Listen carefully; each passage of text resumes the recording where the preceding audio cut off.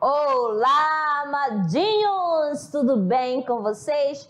Preparados para mais uma aula de língua portuguesa comigo, professora Márcia Ramos Martins. Gente, chegou o grande dia, né? É uma aula de revisão para aquelas pessoas que não tiveram, né, condições de fazer parte lá da primeira avaliação. Não conseguiu por algum motivo, né?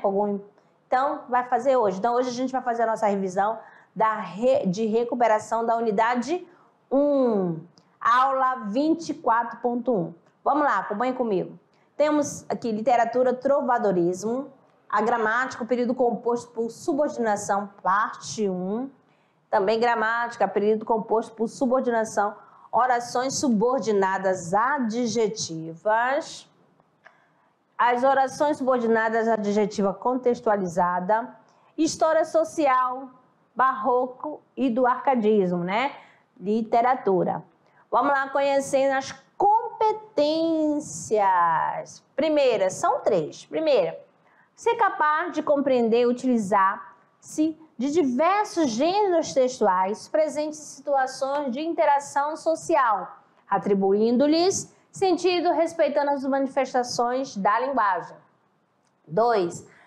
Ser capaz de compreender e interpretar textos que circulam na sociedade e perceber as diferentes dimensões da leitura, o dever de ler, a necessidade de ler e o prazer de ler. 3. Ler e produzir, interpretar textos em diferentes gêneros do discurso, usando as modalidades oral e escrita, adequando-os às diferentes exigências do contexto situacional. Então, vamos, galerinha. Vamos lá. Literatura, trovadorismo. Vamos lá. Aqui nós temos o seguinte, né? Vai ter o conceito na Idade Média, os gêneros literários, cantiga trovadoresca e o texto teatral. Vamos aqui. O conceito para vocês, ó. O trovadorismo foi a primeira manifestação literária da língua portuguesa. Vou colocar aqui para destacar para vocês, ó. Surgiu no século XII, em plena Idade Média, período em que Portugal estava no processo de formação nacional e a literatura era galego-português. O contexto histórico. Vamos lá, você vai fazer uma relação, desculpa, com o que acontecia, né? Você vai ver algumas coisas daqui que vai estar lá no conteúdo de história. Ó, a Idade Média, século V ao século XV, feudalismo, teocentrismo, domínio da Igreja Católica, cruzadas, Guerra Santa, invasões de territórios, peste negra, um terço de toda a população da Europa foi o quê? Devastada. Trovadorismo é um movimento literário que se espalhou por toda a Europa e teve seu declínio no século XIV, quando começou o humanismo. Mais contexto histórico para vocês, alunos. Temos aqui, trovadorismo corresponde à primeira fase da história de Portugal e está intimamente ligado à formação do país como reino independente. Beleza? Outro ponto interessante, conjunto de suas manifestações literárias reúne os poemas feitos por trovadores para serem cantados em feiras, festas e castelos nos últimos séculos da Idade Média. Poesia trovadoresca pode ser dividida em 2 gêneros, o lírico e o satírico. Vou trocar aqui pro azul, o lírico e o satírico.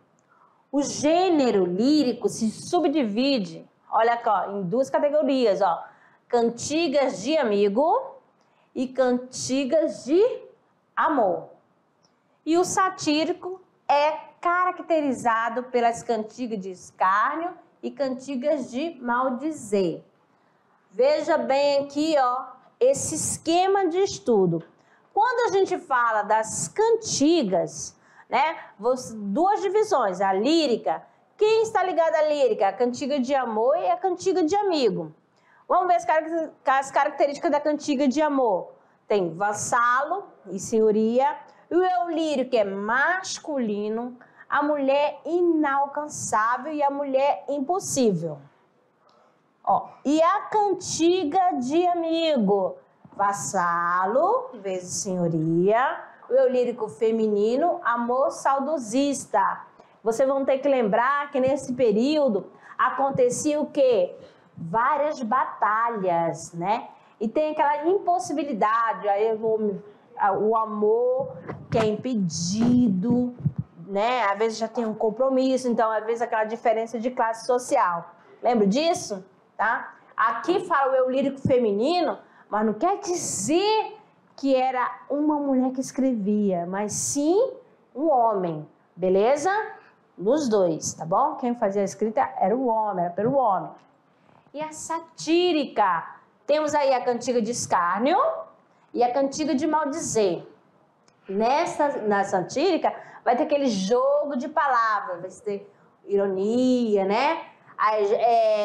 Polissemia, o equívoco, tá certo? Aí nós temos da escárnio, ele vai tirar sarro, não vai citar nomes, tá certo? Vai jogar indiretas, direto. Já na cantiga de maldizer, ele não quer nem saber, ele vai falar diretamente, vai expor, ainda vai usar palavras de baixo calão, certo? E temos aqui também, né, para finalizar essa primeira parte, o Alto da Barca do Inferno, de Gil Vicente. Ó, ele foi o primeiro dramaturgo de Portugal, escrita na passagem da Idade Média para a Idade Moderna. Severa crítica à sociedade, típica, Idade Moderna, né? Religiosamente voltada para a figura de Deus da Idade Média. Na peça, as personagens decidem como e onde será a vida após a morte. Estão lá, o fidalgo, o sapateiro, o frade. Então aqui, ó, vamos dizer assim, é o purgatório. Então vamos lá para a aula 12, né? O período composto por subordinação. Temos aí. Vamos falar sobre conceituação, vamos falar os conceitos, né, que tratam dessas orações subordinadas e vamos ver as diferenças, tá? Entre as coordenadas e as subordinadas. Iniciando aqui, vamos revisar a primeira parte, já trazendo as orações aí compostas por coordenação. Coordenação, né? Lembrar desse tema, tá? Desse termo, que acontece, né, quando ele é constituído apenas de oração independente, certo? E essa independência é que vai deixar a questão da coordenação entre si, mas sem nenhuma dependência sintática, ou seja, nós vamos ver aqui, olha só, nós temos o primeiro exemplo, saímos de manhã e voltamos à noite. O que acontece? Nós temos duas orações aqui, vamos destacar uma a uma. Saímos de manhã, beleza, entendeu? Subentende-se aqui, está subentendido, esta a primeira oração, ok? Tranquilo. Só que aqui nós temos uma segunda. Voltamos à noite. Nós também entendemos, ok? Agora, nós temos aqui o conectivo E. Está ligando ao quê? Essas duas orações para poder dar sentido, para dar sequência, para prosseguir a ideia? Também, mas só que, independente, as duas têm seu auto-entendimento. Saímos de manhã, pronto. Voltamos à noite, pronto. Isso, para você entender o que quer dizer, é quando nós temos um período composto por orações independentes, ok? Beleza. Agora, a gente tem um segundo exemplo. Vá com cuidado que o caminho é pedregoso. O que nós vamos ver aqui agora? Vá com cuidado que, olha só, nós temos essa segunda oração. Ela faz o quê? Complementa a primeira. Vá com cuidado que o caminho é pedregoso, ok? Então aqui a gente separa Lembra? Esqueceram aí do conectivo que? Ou seja, a partir daí é a nossa dependência sintática. Esta segunda, tá? E sendo que a primeira não tem a dependência sintática. Beleza? Elas são coordenadas. As subordinadas, como é que acontece? A subordinada ocorre quando ela é constituída de um conjunto pelo menos de 2 orações, em que uma delas é subordinada, ou seja, depende sintaticamente da outra, né, que é principal. Ou seja, aqui, ó, uma vai funcionar, né, uma oração principal e a outra vai completar o sentido. Sempre nesse sentido, tá? Olha, pelo próprio termo subordinada, não tem como você confundir. Coordenada, você vai lembrar. Orações e dependentes. E subordinada. Vai ter a dependência sintática. E aqui a gente já vai fazer essa análise aqui no exemplo. Olha lá. Não sei o quê. Se poderei viajar nas férias. Então, porque essa primeira, que é a oração principal, ela ficou o quê? Incompleta. Quem está completando? A segunda. Se poderei viajar nas férias. Está completando sintaticamente. E o conectivo? Né? O C, né? Que é uma conjunção integrante. Ok. Agora mais um exemplo. Agora tudo tranquilo aí para você. Olha lá, temos uma estrutura. Quero que faça uma dieta sem gorduras. Então, em destaque em negrito, já sabe que você, caro aluno, não pode esquecer que a subordinada, ela começa aí, né, com esse... Com a conjunção. Com a conjunção, né, e aí, separou, não tem mais como você achar que ela não tem independência. Porque se você falar quero, que é a nossa oração principal. Vai estar faltando algo, está faltando um... Quero o quê? Que faça uma dieta sem gordura. Então, essa segunda oração, né, está completando o sentido da oração principal. E essa aí, ela é chamada de oração subordinada, tá bom? Muito bem. E olha lá, então aqui a gente tem algo para você tomar nota, em poesia, tá? Camões. Estas sentenças tais o velho honrado vociferando estava quando abrimos as asas ao sereno e sossegado vento e do porto amado nos partimos. Beleza. Vamos aí agora para a revisão da aula 14.1, agora período composto, tá? Por subordinação, porém adjetivas contextualizadas. Outra classificação, né, das orações subordinadas. Agora, as adjetivas. Vamos lá. O que você vai lembrar? Ah, vamos trocar a cor da caneta. Agora, né? Porque agora já tá com azul. Ok, vamos lá. Então, o que você tem que levar em consideração, estudante? Olha só, as adjetivas, olha que legal aqui, ó. Pronome relativo. Elas vão começar sempre, tá? Elas vão introduzir essa oração subordinada sempre com esse pronome aí relativo. Por quê? Porque você pode também fazer o jogo de troca. Se você, dentro da oração, conseguir em sentido trocar pelo qual, os quais ou os quais, as quais ou os quais, beleza? Isso aqui é importante, certo? Bem, as adjetivas, ela tem 2 classificações. Vamos colocar aqui a primeira e essa aqui, a segunda classificação desse lado. Então, nós vamos ter aí a primeira classificação, ela é uma adjetiva restritiva. O que isso quer dizer? Vai restringir o sentido da oração, tá? Como, por exemplo, aqui, neste aniversário, só comerei bombons que são doces. Eu vou comer quais bombons? Aqueles que são doces, certo? E assim... Dando limite. É ali e acabou-se. Embora a gente tenha, assim, vários, né, bombons, tá? Então, a gente vê que o que acontece aí é que se pressupõe a existência de mais de um gênero de bombons, certo? E a segunda classificação, essa aqui com certeza você não vai esquecer, que é a explicativa. Ela generaliza, tá? Então, essa subordinada explicativa, ela vem para dar esse sentido geral, generalizando, explicando. Por exemplo, neste aniversário, só comerei bombons que são doces. Então, perceba que a explicativa tem esse detalhe, ó. Ela vai vir entre vírgulas, tá? Então, qual é a oração subordinada? Neste aniversário... Que são doces. É aqui, ó.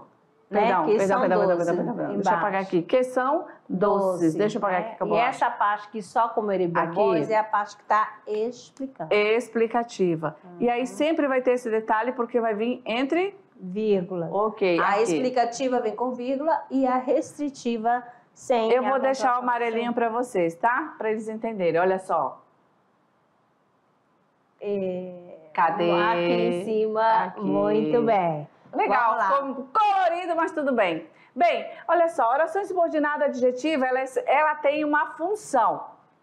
Primeiro, ela vai exercer a função de adjunta de nominal. Mas quando? Em alguns termos da oração principal, tá? Então, é um dos casos que você vai ter que prestar atenção, focar na oração principal, né, para ver essa função. Então, nós temos aí, olha, desejamos uma paz duradoura. Ó, na primeira, duradoura, você já percebe que ele é um adjetivo, lá no período simples. Quando passa para o período composto, o que é adjetivo vai transformar-se em quê? Em verbo. Ó. Desejamos uma paz que dure. Esse, ó, duradoura na primeira, que era adjetivo, e adjunta de nominal. Na segunda, que dure, ficou oração subordinada adjetiva. Ok. Aí, a cartela para você, né? Aí, construída com muito carinho, você vai lembrar do ousa. Falou das orações subordinadas adjetiva? Lembra aí, ousa. O que isso quer dizer? Que nós vamos ter dois tipos. Restritiva, né? Destaca aí um ser, um lugar no meio do outro e não tem vírgulas. O segundo caso, vamos colocar aqui a primeira, não sei se dá para ver. Dá, sim. Dá, né? A segunda, que é a explicativa, ela generaliza a ideia universal, funciona como um aposto e tem o quê? As duas vírgulas, ok? Agora, olha lá, vamos ver as adjetivas num contexto. Aqui você vai observar os quatro, né?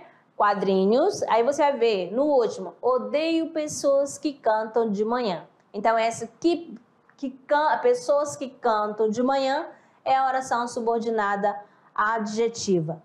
Temos aqui mais dois exemplos, né? Pedra que rola demais não cria limo. Que rola demais, olha aí, pedra que rola não junta músico. Também oração, né?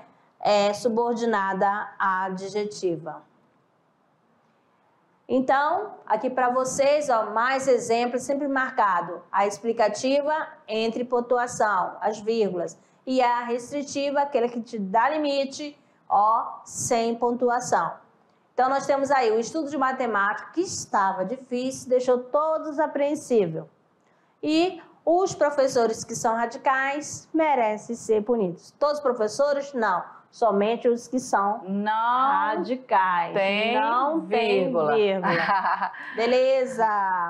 E aí, vamos revisar a literatura, tá? Vamos aí agora para o momento aí de barroco e do arcadismo. Iniciando aí com o barroco sendo essa arte da indisciplina. Vamos ver a linguagem barroca a partir dos exemplos, né, da produção literária do Padre Antônio Vieira e Gregório de Matos. Barroco em Portugal, no Brasil, a língua árcade. E aí o arcadismo em Portugal e no Brasil, beleza? Trouxemos aqui já uma tela bem resumida para te ajudar, para fixar. Então, a gente vai recordar que o barroco no século XVII, qual é o acontecimento histórico? Contra-reforma, o Renascimento. E os principais autores? Bento Teixeira, com literatura e poema. Gregório de Matos, literatura em poesia. Agora as características. Né? E Padre Antônio Vieira, literatura em prosa. Verdade. As características do barroco é aquele exagero, o conflito entre corpo e alma, né? O cultismo, o conceptismo e o uso das figuras de linguagem, que você já sabe, antítese, paradoxo, ok? E o que mais que nós temos aqui, né? No barroco no Brasil, foi introduzido pelos jesuítas no final do século XVI. Um movimento de quê? De catequização. No século XVII, nos grandes centros de produção, açucareira na Bahia através das igrejas. Seu marco inicial foi em 1601, com a publicação do poema épico Prosopopeia de Bento Teixeira. O barroco em Portugal desenvolveu-se dentro de um período que alternava aí os movimentos de depressão, de pessimismo, com instantes de euforia e também de nacionalismo, tá certo? E aí nós vamos ver que o período barroco, os poetas, eles utilizavam bastante aí as figuras de linguagem, as campeã, metáfora, antítese e hipérbole, ok?